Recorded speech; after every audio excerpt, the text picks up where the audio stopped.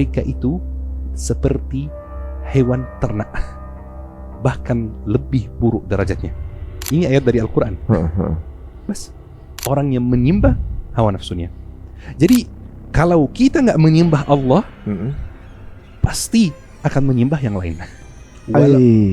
Walaupun mengaku nggak menyembah siapapun, walaupun mengaku ateis, walaupun mengaku agnostik, kalau tidak menyembah Allah, pasti menyembah yang lain.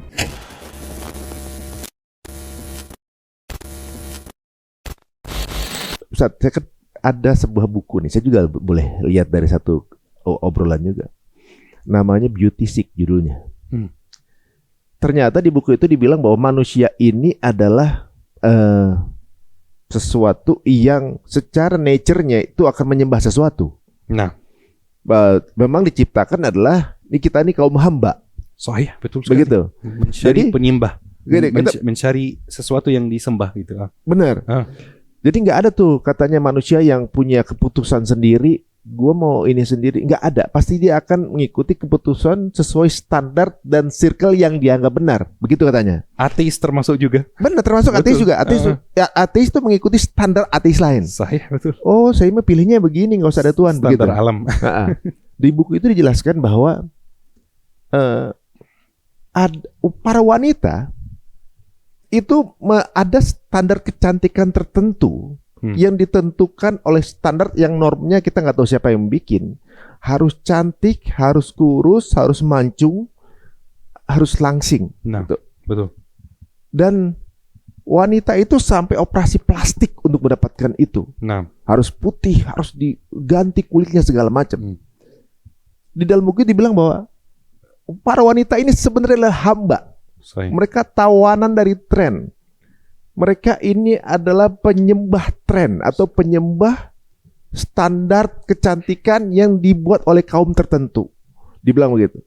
Jadi inilah beauty slave. Bukan beauty sick aja, tapi dia beauty slave. Jadi bisa jadi bahwa sebenarnya bukan hanya dalam rangka menjadi hamba itu bukan hanya menyembah dewa. Begitu Pak Ustaz ya. Misalnya kayak gini. Dia menyembah sesuatu, standar kecantikan, menyembah pekerjaannya, menyembah bosnya, jabatannya, menyembah hartanya. Ibaratnya selain kepada Allah, itu juga bagian dari hamba sahaya iblis. Sahih, betul sekali. Dan itu sudah disebutkan di dalam Al-Quran dan hadis Rasulullah SAW. Ada satu ayat dan satu hadis. Itu luar biasa artinya. Hadis yang pertama, Rasulullah SAW bersabda, Ta'isa abdu dirham wa dinar. Celakalah hamba dirham dan dinar. Celaka orang-orang yang menyembah dirham dan dinar. Menyembah uang berarti. Menyembah uang. Baik. Ini hadisnya. Ayatnya di surat Al-Furqan. Allah Subhanahu wa taala berfirman, "Ara'aita man ittakhadha ilahahu hawahu." Pernahkah Anda melihat orang-orang yang menyembah hawa nafsunya? Jadi hawa nafsu sendiri bisa disembah juga, bisa menjadi hambanya, budaknya hawa nafsu. Hawa nafsu saya hari ini memerintahkan saya untuk zina, saya zina. Hawa nafsu saya hari ini memerintahkan saya untuk makan uang haram, saya makan uang haram. Ini berarti budak hawa nafsu, hamba hawa nafsu. Afa anta takunu alaihi wakila am tahsabu anna aktsarahum yasma'una aw yaqilun innahum illa kal an'am bal hum adallu sabila. Apakah Anda mengira bahwa mereka ini punya otak? Apakah Anda mengira bahwa mereka ini memahami? Mereka itu seperti hewan ternak, bahkan lebih buruk derajatnya. Ini ayat dari Al-Quran. Bas, orang yang menyembah hawa nafsunya. Jadi kalau kita nggak menyembah Allah, pasti akan menyembah yang lain. Walaupun mengaku nggak menyembah siapapun, walaupun mengaku ateis, walaupun mengaku agnostik, kalau tidak menyembah Allah, pasti menyembah yang lain. Menyembah keyakinannya bahwa itu adalah satu standar ateis gitu, atau keyakinan itulah agnostik yang paling benar. Sahih. Memang benar berarti kalau dipikir-pikir saat. Berarti di akhir zaman ini fitnah kita jauh lebih berat daripada zaman Nabi. Betul sekali. Karena zaman Nabi kan hitam putih jelas nih. Kita kayak setipis tisu gitu loh. Lala, itu jelas fitnah di akhir zaman itu, fitnah yang paling berat.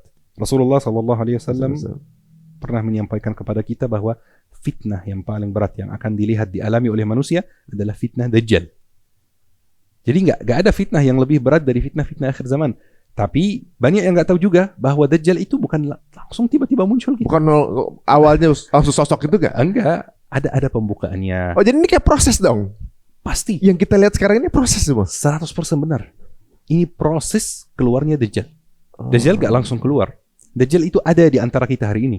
Ada di sebuah tempat yang hanya Allah ketahui. Dia berada di tempat tersebut dan belum diizinkan oleh Allah untuk keluar dari pulau tersebut. Tetapi dia ada. Dia bisa berkomunikasi dengan orang. Ini yang banyak orang tidak pikirkan juga. Dajjal bisa komunikasi dengan orang, dengan manusia. Dajjal bisa komunikasi dengan iblis. Jadi semua yang terjadi di sekitar kita ini merupakan pembukaan. Sampai satu titik Allah berkehendak, Dajjal keluar. Pas. Ini menarik ya guys ya. Jadi ada satu kelompok yang sekarang sedang menguasai dan menjadi sutradara kehancuran dunia, itu dibentuk tahun 1700-an kalau nggak salah. Dan kelompok ini kok bisa tahapan menguasai dunianya itu tarbiyahnya tuh ketat banget. Siapapun yang meneruskan, dia akan meneruskan dengan rapi sampai saat ini. Sedangkan boleh jujur nih, umat muslim aja nih, Kesultanan Islam aja dari zaman Muhammad Al-Fatih misalnya sampai ke Sultan Hamid, itu powernya udah nggak sesama itu. Makin lama makin menurun, makin lama makin kekuatannya tidak sedisiplin zaman awal gitu kan. Makin lama makin mengendor, ada yang mulai suka dengan dunia segala macam. Sedangkan kelompok itu sekarang nih bisa sampai akhirnya sampai punya negara sendiri ini. Itu kan satu tahapan yang dalam perjuangan mereka pelan-pelan dapat jadi juga itu. Nah, jangan-jangan mereka punya mentor yang hidupnya lama. Itu benar. Selain Dajjal siapa lagi? Siapa lagi, makanya saya juga bingung. Jadi uniknya juga nih Sat, saya juga sempat banyak diskusi mengenai ini. Bentuk, ya walaupun bentuknya mereka berubah-berubah. Contoh Baal atau Farnus itu misalnya. Dalam Islam kan ya, tanduk setan gitu ya. Bentuknya itu seperti sapi yang dibentukkan. Dan kan saya ingat dulu di Al-Baqarah kan Nabi Musa, Dajjal itu membuat sapi emas. Di saat itu membuat sapi emas, kemudian diusir ke seluruh dunia. Dia mungkin entah kemana. Di beberapa keyakinan Tuhannya sapi. Bahkan di beberapa kepercayaan Tuhannya pun sapi. Ini bukan kebetulan, tidak mungkin kebetulan. Sampai Yahudi untuk kemudian membersihkan Aqsa harus bakar sapi merah. Akhirnya di Wall Street itu sekarang tempat utama bisnis dunia itu simbolnya sapi emas. Betul sekali. Terus semua yang tren-tren juga produk yang tinggi itu bukannya bulls. Ada bulls-bullsnya. Lambangnya sapi atau banteng. Surat atau kisah yang paling utama di dalam Al-Quran, di surat yang paling panjang, yang paling utama, itu namanya surat apa? Al-Baqarah. Sapi. Berarti memang sudah udah mungkin udah dikasih firasat kali ya. Paling panjang bahwa ya kaum Bani Israel ini, kemudian suratnya juga panjang, dan di situ juga kalau kita baca Al-Baqarah kita terhindar dari iblis. Semua ini mulai terkait ini puzzle-nya. Betul sekali. Makanya saya selalu sampaikan, rugi wallahi kita kalau kita jauh dari agama, kalau kita jauh dari Al-Quran. Karena bayangkan hidup di zaman sesulit itu, banyak rencana jahat dari orang-orang jahat. Hidup tanpa petunjuk. Gimana caranya? Susah sekali. Saya nggak mampu. Kalau saya lihatnya, saya sangat tidak mampu hidup di zaman sesulit ini, separah ini, sejahat ini tanpa petunjuk. Saya kuat karena ada petunjuk. Saya mampu karena ada petunjuk. Bayangkan kalau nggak ada Al-Quran. Al-Quran itu nikmat dari Allah SWT. Masya Allah. Bayangkan kalau nggak ada, ya Allah, hidup kita pasti susah sekali. Andaikan ada orang bikin kulkas, kulkasnya kita beli, cara makainya kita nggak tahu. Kita dikasih buku panduan. Tinggal kita baca buku panduannya. Jadi kalau kita hidup di dunia bukan kita yang nyiptain dunia. Berarti yang ngasih buku panduan itu ada yang punya udah ngasih buku panduan. Semudah itu tinggal kita ikutin. Betul. Kita masuk tantum kan berarti. Betul sekali. Wah, ya, saya cuma nyariin analogi aja. Tapi Masya Allah beliau. Ini jadi ngebuka puzzle-puzzle teman-teman semuanya. Bahwa tadi kalau dibilang Al-Baqarah surat yang terpanjang dan juga banyak kepercayaan menyimpulkan sapi sebagai sesembahan dalam Islam harus disembelih. Ini poin yang luar biasa juga. Jadi nggak ada sesembah apa namanya ciptaan itu yang boleh disembah, disembelih dalam Islam. Makanya dimusuhin kali saja Islam tuh. Karena kalau kita baca Epstein Files isinya tuh pornografi, narkoba, kekerasan, penculikan, pembunuhan, riba. Semuanya itu bisa berjalan untuk bisa menguasai dunia, tapi semuanya diharamkan dalam Islam. Makanya itu kita jadi musuh utamanya Epstein Files. Dan kalau kita lihat, kita coba teman-teman buat teman-teman yang mau cek sendiri, akses situs Kementerian Hukum Amerika, download files yang di-upload di sana. Kemudian teman-teman buat Control F, searching, tulis Islam atau Muslim. Nanti lihat berapa ribu kali Epstein membahas Islam, membahas keadaan umat Islam, membahas Islam, membahas revolusi yang terjadi di negara Arab kemarin, Arab Spring, membahas IM, Ikhwanul Muslimin, membahas Muhammad Mursi di Mesir. Dia ada banyak sekali. Cukup saja kita buka, search Muhammad Mursi. Terlihat bagaimana bermusuhannya dengan Islam. Dia takut, dia khawatir. Dia khawatir ada kekuatan Muslim yang naik.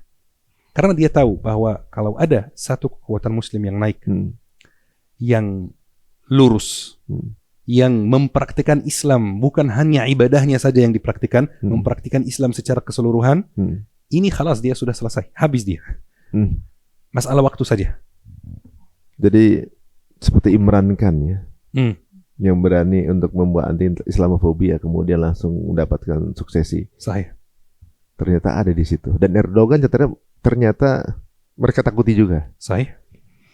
Jadi para pemimpin Muslim yang terlihat vokal itu akan dicoba dilengserkan. Yang mudah untuk disogok-sogok atau mudah untuk dirayu-rayu maka akan diajak temenan. Gitu. Ini dia teman-teman semuanya.